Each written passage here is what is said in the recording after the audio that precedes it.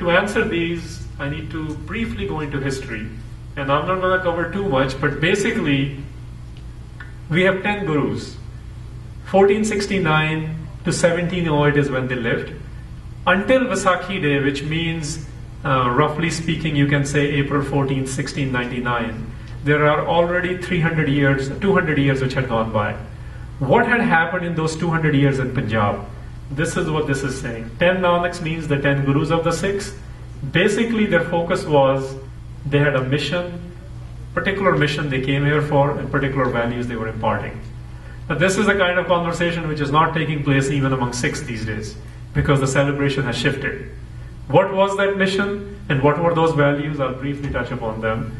But first thing I want to mention is when Sikhs use the word guru, it does not mean an expert.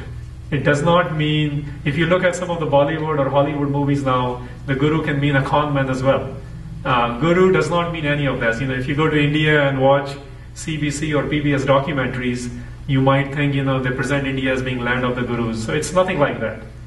Guru in Sikh context has a very specific meaning. Gu means darkness and Ru means light. Somebody who takes you from ignorance to enlightenment. So for Sikhs, Guru is not just a teacher or a master or even a prophet.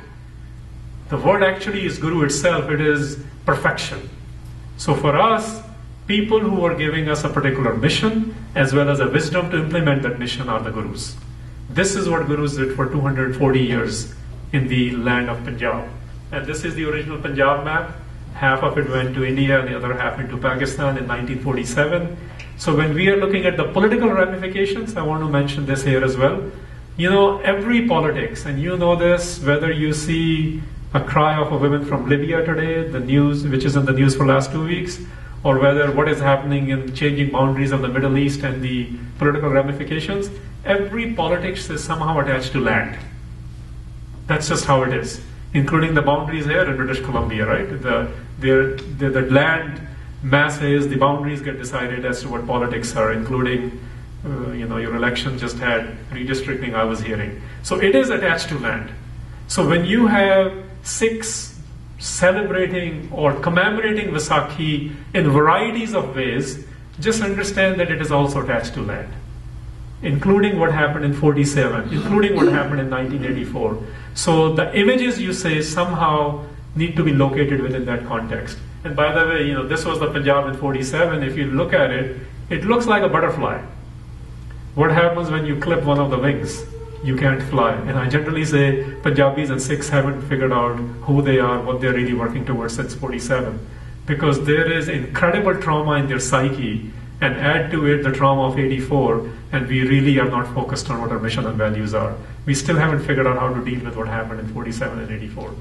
Coming back to the Sikh context again, the Guru is perfection, that wisdom which is showing us how to explore our own divine potential, as well as give us particular values so we can run our affairs of lives. Now, what is it supposed to be for Sikhs? And this is where it becomes very important for Khalsa. It basically is that you need to become a free individual while you are here on this earth. And you're going to use the Force to figure out how to do it. If you're a Star Wars fan, the Force is another word for God. Actually, Sikhs don't even use the word God. The whole of Guru Granth Sahib has the equivalent of the word God in Punjabi is Rab. It comes once in our scripture. Primarily, the focus in Guru Granth Sahib is on developing your values, developing attributes, and those are the words which are used for God. So why am I mentioning this here? This is what Sikhs are supposed to be, that you use the Force to become like divinity. Whatever your idea of God is, divine is, you need to be just like it. And everything which Sikhs and Khalsa is supposed to do is geared toward that. And all this needs to happen today, right now. This is not about when you die, there's a space, I know other cultures believe this, but Sikhs doctrinally do not believe in it, although popular culture believes that there is also, that you're going to get a guaranteed spot in heaven if you do certain things. Actually, that's not doctrinally accurate. The whole of Sikh doctrine is driving, you need to do things right now. You need to make your characteristics and behavior such that your lifestyle reflects that you are religious, not that you're going to get a spot somewhere where nobody has guarantees of. It's actually, religion is a big business from that angle. You can give guarantees of something which nobody has seen. Who's going to come back to check on you? Anyway, I'll leave the jokes aside. Coming back to this is what gurus did. This was the leadership they were giving. It is not accurate to call gurus as spiritualists. It is totally inaccurate. When Sikhs say that they were spiritual leaders, that is not a complete statement. They were leaders, period. They developed cities, they were politically active, they were socially active. Obviously, they were spiritually active as well.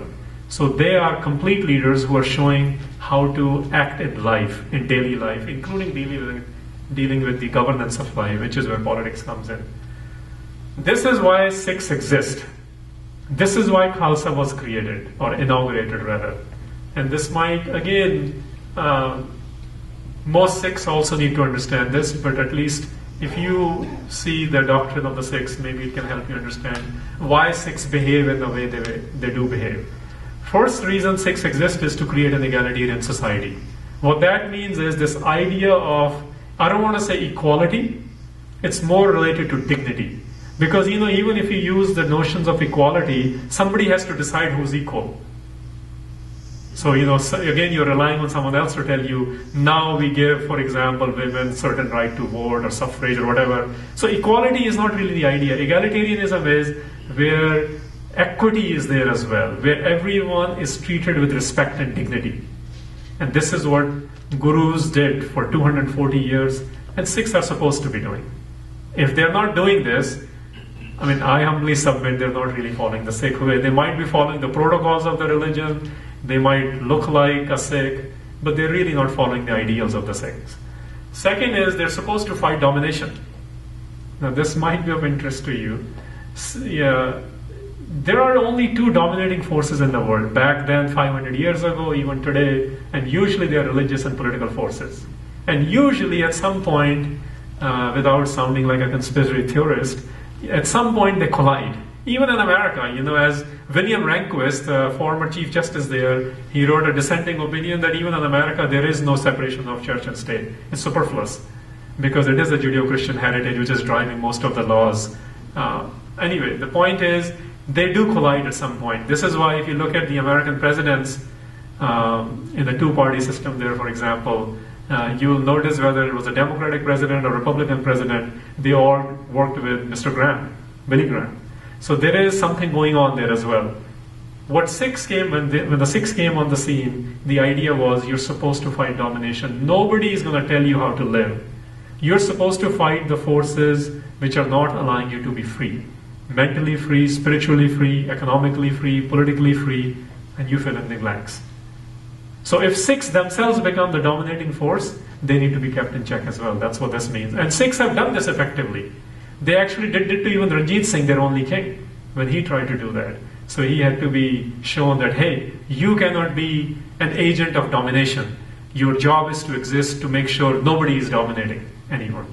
And the third part is capturing political power for plebeian mission. Plebeian basically means a commoner, capturing power for a common person. Now, this is of some interest to perhaps all of you. Actually, all the politicians will be more interesting for you. So what does this mean in today's context? The question might be, today you're not fighting wars like you used to earlier. Actually, you sort of are, but I don't want to get into that. But how does everyday person deal with this idea of capturing political power? What it means is, people's representative.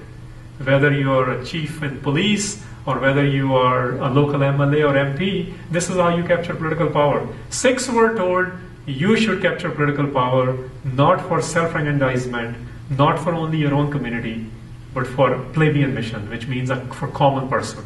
And when you look in Sikh history, a lot of that happened as well. At some point there was a degeneration in this, and obviously you see a lot of the degeneration today as well. But Sikhs were told to capture political power as well, but for a common person. If these are the reasons to exist as a Sikh, then what are the two biggest challenges? And basically what this is saying is, Sikhs back then saw these two as being the biggest dominating issues. Even today we see these being the two biggest issues in the world. And basically they both deal with exclusivism. There still isn't equal treatment for people. There is, in the Indian context, there's a casteist mentality or a tribalist or whatever, groupism, whatever you want to call it. Religions are saying only religious sects have their own exclusivisms going on. And the second issue is gender.